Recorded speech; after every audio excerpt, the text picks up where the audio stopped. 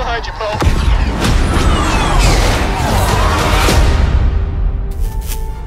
Hey, and welcome to another Battlefront update. The other day we had data miners find the current hidden developer customization menu in the game, and while that was all fun and dandy, we assumed that was initially it.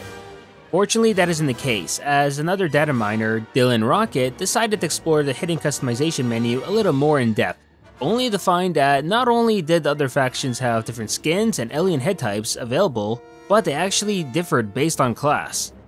So the heavy class for the Rebels and Resistance, you have the choice of either playing as a Quarren, Zabrak, or a Weequay.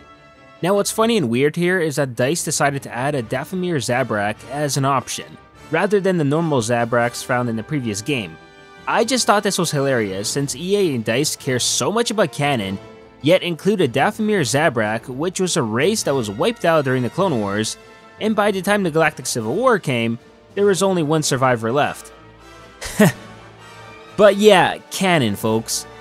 Now for the officer, the First Order has no alien head types to choose from other than human, and them all being female, of course, which is odd as I certainly remember seeing male First Order officers in the movie. Actually, we see more male than female officers in the movie. But anyways, Rebels and Resistance have a lot more variety in the alien head types of Rodane, Duros, and Abenido, which is kind of funky as once again both the Rebels and Resistance options are identical, and this gets me every time. But whatever, this game just has a habit of treating Rebels and Resistance as the exact same thing, and I'm kinda getting used to it at this point sadly. For the Specialist class, the Rebels and Resistance have a bunch of exclusive female-only human options, but also have a Twi'lek and Aqualish alien head types available as well. However, going by the fact that all the options in this class seem to be only female, I'm gonna take a wild guess and say the Aqualish here is female as well. Finally, we also get an in-game look, well, kind of the hidden hero skins found in the game files that I mentioned before in the previous video. So this once again is Bespin Lando, Hoth Han Solo, and Hoth Leia. Like I said before, these skins were already made in Battlefront 2015, and it's no surprise that they have been ported over to Battlefront 2. The only surprise really is, why in the world are they still hidden? Another cool hidden hero skin is that of Rey in her Ahch-To Jedi training attire, which does look pretty nice, and personally I think this is actually my favorite Rey skin in the whole game. Now that I think about it, Rey sure has a lot of hero skins. Actually, she's the one hero with the most hero skins in the entire game. Guess it's no surprise who DICE's favorite Star Wars character is.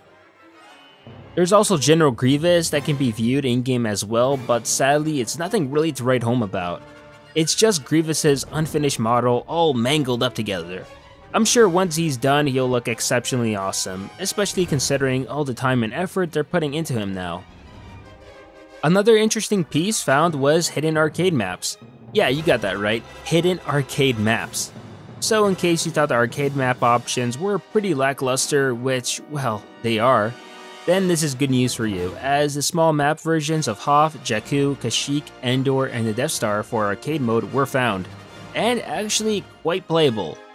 Now I know it's nothing to get too excited about for considering because it's arcade mode, in its current form it's pretty dry and boring. But even then, more small map options to choose from is never a bad thing. Of course, the real treat will be when skirmish mode is added in later on, which is supposed to include space combat, vehicles, and large maps to play offline. And if hearing about that tickles your fancy, then be sure to check out my video that I made covering all about the upcoming leaked skirmish mode. But that'll do it for this Battlefront update. If you enjoyed this video, please like it, share, and subscribe to the channel to not only support it, but keep up with Star Wars news, gaming, and canon lore released every week. And consider following me on Twitter and Facebook to never miss out on the latest Star Wars related content. And if you still want to stay part of the conversation, then definitely join us on the official SYLO Discord channel. On that note, thanks for watching and may the Force be with you.